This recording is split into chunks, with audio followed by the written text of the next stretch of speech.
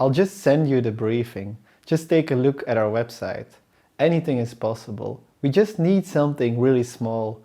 I'll know it when I'll see it. Sounds familiar? You probably heard some or all of these things. It's not easy to convince your client to put in extra money or time into this briefing phase. After all, he's just paying you to execute on something, right? In this video, I'll walk you through some tips and tricks on how you can onboard your client using HolaBrief. Let's start with this analogy I use all the time to explain my clients how I work. Like a doctor, we need to diagnose the problem before prescribing the solution. A lot of clients come to you with a self-diagnosed solution. We need a new website, our logo needs a small tweak. But is that really the right solution?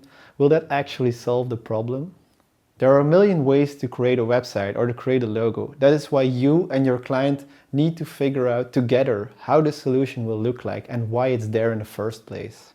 But Stef, I really understand my problem. I know my logo is ugly and I just want a new one. Why can't you just help me? But what do you really want? Why do you want your logo changed? Is it because you want more customers?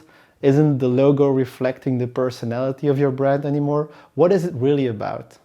By asking these questions, you will see that a lot of these self-diagnosed solutions are based on just personal preferences or personal assumptions. So we as designers have our duty to really remind our client about what's subjective or what's objective. So as the guys at HolaBrief always shout, dig deeper.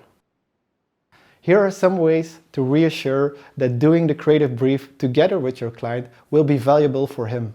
It's a unique opportunity to combine your expertise as a designer with his vision on his customers, his company, how the market works. By combining these both perspectives, we can come to a better solution.